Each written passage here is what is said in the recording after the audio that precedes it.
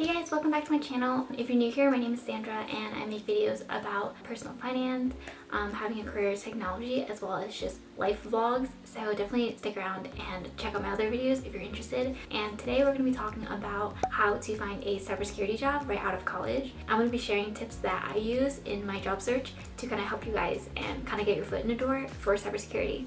Okay, so I guess just starting out, there's probably a lot in cybersecurity, and I know that everyone has different values and different tastes in what they actually want to do, even if you're not completely sure about where you want to go right now, which is kind of where I was at in my senior year of college, or even like if you're just in your early career or mid-career and you want to make a pivot. For example, if you want to go into pen testing or red teaming, blue teaming, cybersecurity strategy, the analytical side of cybersecurity, there's a lot of paths that you can choose, and for the most part, it's going to be a little hard to kind of decide where you want to go if you don't really have an idea yet or don't have experience yet. This advice is kind of just going to be holistic for anywhere that you want to go in cybersecurity. So the first thing is to get experience, and I'm not talking about like getting an internship. I'm talking about doing your own due diligence and getting experience yourself. I think the best way just to do that, especially if you're in college or like in your early career, is to do hack the box or capture the flag challenges. These are basically just environments or challenges that are available, and hack the box is probably the one that you'll find most useful as a beginner, and I can include a invite for hack the box down below. It's completely free, but like through the invite you basically have to hack this website, and it's basically going to be a website that already has security flaws, and you're basically just going to try to exploit them to be able to get into the platform and basically hack the website. So it has a bunch of different challenges where they have like web applications, and then you just go in there and hack it.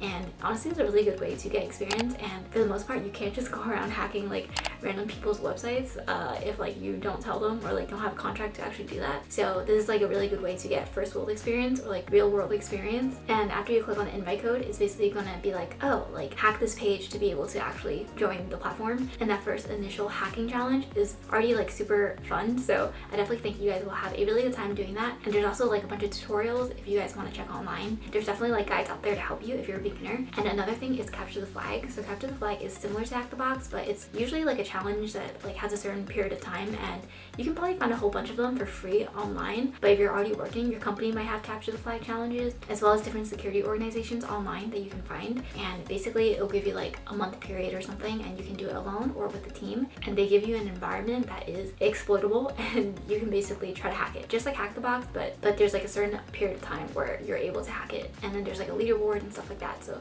it's definitely a really good way to do it if you and a group of friends or like you and a partner want to try it. I definitely recommend capture the flag because that's kind of where I got my hands dirty in cybersecurity, and really like one of the first ways that I got experience in cyber. And of course, another thing that you guys can do is to practice in your own Kali Linux environment. So you can download Kali for free, and you can practice using Metasploit as well as different commands. Of course, like you can't just go around hacking everyone's website.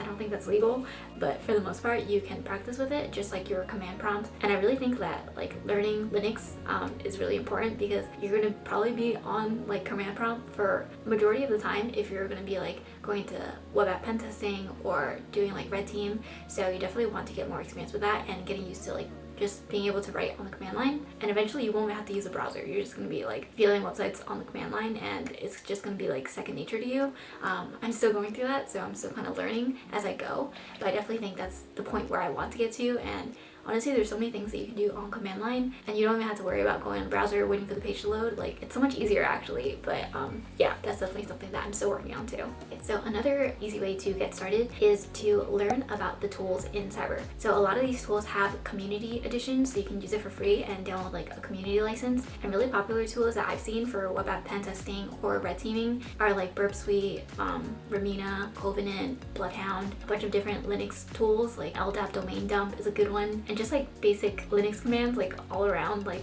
and all of this is going to be really helpful once you actually start interviewing or actually doing some real hands-on work with pen testing or red teaming, because a lot of these tools are really niche and you really have to use them to learn them, especially Burp Suite. Like, there's so many different things that you can do on there, and there's so many different tabs that you can learn. And honestly, I've only really used Burp Suite minimally. I'm not really at that level yet. Wireshark is a really good one to learn too. I think that one they usually teach in college courses if you're taking like a network security class, because that's kind of the one that I really got started with when I was in college. I'm not sure Wireshark has a free edition, but I know a lot of the original pen testing tools that I previously listed, as well as just like Googling like top 10 most popular pen testing tools or like cybersecurity tools, you can probably find a list of them and kind of just go through and see which ones are most interesting to you or useful to you. And of course, using Metasploit. Metasploit is really popular, so definitely get some experience with that. But I definitely think that just being able to do that hands-on by yourself and just using it on like Hack the Box or like different capture the flag challenges where you guys can use these tools legally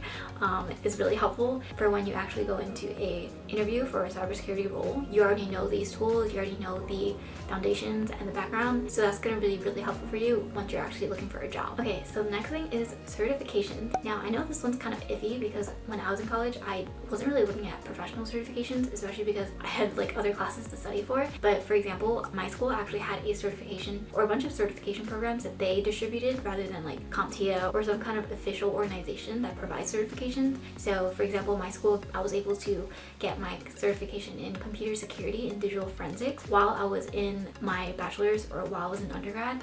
And basically I was able to kind of merge it with my courses. So I was able to get my required courses, but take the courses that were required for the certification. So I was able to basically get that certification only by taking like 1 or 2 extra classes on top of my regular undergrad curriculum anyway. So it was kind of really worth it because it's a free certification. Like I'm not taking any extra classes for it. I'm literally just taking my required courses for my majors, electives, as well as like 1 or 2 courses on top that I probably needed to take anyway to get the credits to graduate. So it's not like I was taking like extra summer classes or something. So I definitely recommend checking that out if you're still in college and able to, or if you're close to a community college, they may have a certification program that is nearby that may be cheaper, something where you can like take courses and then get the certification rather than taking like one big test that you're studying for. And I definitely recommend that as a starting point if you're kind of just trying to get your foot in the door and not really ready to sit down for like a month or 2 months to like heads down study for a like professional certification. That was definitely one thing that I did in college. But for right now, if you're already a professional and you're in your early or mid-career, the certification that I'm currently studying for is the CompTIA Security Plus certification, and that's kind of like the beginner cybersecurity certification that I think a lot of people start with. And right now I'm studying for that. I'm probably going to be taking the exam in late September or mid-September. They are actually changing up the exam in October and adding a mobile security section. So if you are trying to get this certification, you should definitely act fast and start studying now, because once you take the certification, it's going to last 3 years. Honestly, like if you're going to take it anyway within the next 3 years, then you might as well take it now. Otherwise, you're going to be adding a new mobile security section and you're going to basically have to study that whole new section for the same certification. Yeah, it's honestly just like more efficient if you're just able to study beforehand without having to study for that extra section. But of course you should study the mobile security section if you're interested in it, but it's also just one less thing to worry about if you're going to be taking that exam and you have to pass it. And of course there are other certifications that are a little down the line that I'm looking at, like the Certified Ethical Hacking certification or the Certified Information Security Systems Professional certification, the CISSP. That one's also a popular one. So there's a lot of different ones. You can probably find one that suits you more, but for the most part the Security Plus is kind of like the most basic one. But I know CompTIA has a bunch of different beginner level certifications, so I think they have one on like networking and different like niche subjects like that. So I definitely recommend looking into those as well if they're more suited to your role. Okay, so another thing is to know your foundations. So this will be really easy for you if you're already studying for something or if you're currently in school now, because you're kind of going to be able to take relevant coursework. So for example, I took a bunch of network security courses, I took digital forensics, I took a bunch of operating systems classes where I was able to kind of learn about like the NIST framework, like different software development life cycles, as well as security embedded in them, the CIA triad, a bit about OWASP, and just basically just different concepts that kind of just stick with you even in your full-time role. For example, if I'm in a meeting and I hear a concept that I don't really know too well, but I've heard it in one of my courses, which is like 80% of the time it really does happen. Even though I know the concept, I don't know it completely, but at least I'm not completely lost in the conversation because I have no idea what this like acronym means or I have no idea what they're talking about. So I definitely recommend relevant coursework, especially network security and operating system. I think network security was one of the most fundamental classes that I took, especially for this role that I'm in now. And I also actually took a course on quality assurance and testing, and that course actually is really relevant to me now as well, even though it's not exactly cybersecurity. But since I'm testing web applications and kind of just like on the DLP, data loss prevention side of things, this class actually really helps because they taught me exploratory testing, like secure coding, load tests, stress tests, and a bunch of different like concepts that I was really not introduced to at all in my other classes. And if you're out of school, I definitely recommend just looking online at the concepts. I mean, a really good starting point is actually the Security Plus exam and all the topics that they cover, from like routers to IDS, IPS, the different network layers, and honestly anything that you can kind of get your hands on or kind of wrap your head around on a high level is really helpful, especially if you're going to be going into interviews. And I've actually went into interviews where it literally sat me down and gave me a piece of paper with a quiz on it and asked me different questions like what port is HTTPS, when would you use SSH, as well as questions about if an intruder got into the network, what would you do, like how would you know to detect it, and how would you try to kick them out or end their sessions. And honestly, that was the first interview I ever did that they really treated it like a quiz, and I really wasn't expecting it. And honestly, like 80% of the stuff on that quiz, or like the questions that they asked me, were textbook things that I could have already studied beforehand. It's just that I wasn't expecting it, and I really feel like that's really the way to get your foot in the door. And a really good place to start is actually the material for CompTIA Security Plus, since those are really foundational things that you should know if you're going into cybersecurity, like network security, the NIST framework, OWASP, like different port numbers and what they do, which ones are open by default, stuff like that. And it would really help you if you kind of already knew the basics beforehand before you went into that interview. And I know like all interviews aren't going to be like this, like they're probably not going to sit you down with a quiz and then like discuss it after. That was definitely the only interview I ever had that was like that, but still, like it's kind of just like you never know what's going to happen, and it's better to know things now than kicking yourself in the butt later because you wish you knew the answer to that question, and that would be like a reason that you don't get a job. So like I would really hate for that to happen, and it would literally haunt me if that was the case. So I definitely recommend you guys to know like the basic foundational knowledge. Okay, so the last thing that I think is really helpful, and you guys probably already know that this is coming, is to get experience. And I know what you're thinking, like I've been there, where you are looking for interviews or looking for an internship and you're in college and you're looking for a job and it's literally asking you for a year, 2 years experience, and you're just like, but I'm a student. Literally, like it's so annoying, but honestly, like you have to get there somehow. And I really think that the really easy ways to kind of start that is by doing capture the flag, hack the box, even hackathons where they might have cybersecurity challenges where they ask you to hack some kind of website and you're able to work on a team for that. Like that is holy grail experience, and I definitely recommend doing that. And those are probably like the get your foot in the door type experiences that you're gonna need to be able to get your first internships. And in terms of internships, even if you're not able to get some kind of like cybersecurity analyst or like information security consultant type role, and even if you're not like going to be like officially doing like pen testing, anything cybersecurity related right off the bat in your internship, like I still think a really good place to start is actually IT help desk. And hear me out, like so many of my cybersecurity professional like coworkers actually got their foot in the door and got their first experiences in cybersecurity going through help desk, because it's actually such important experience and foundational knowledge that you obtain just by like having someone come to you saying they can't connect to the network and you figuring out why. Like, why is this person not able to do it? Like, or what's wrong with this person's endpoint? Is there, like, is it blocking something? Like, is there some kind of firewall issue? Is it not configured properly? Like, there's so many things that you could look for, and there's so many places to start. And I definitely think that help desk is actually an awesome place to really get that experience to find out, like, okay, so like, why is this a problem, and how can I fix it? And then another thing that you guys can do if you're not able to find a internship is to really ask a professor if there is a professor that teaches some kind of cybersecurity role in your school, and kind of getting to know them and trying to see what kind of projects that they're working on, especially if they're doing some kind of research for like software-defined networking, digital forensics.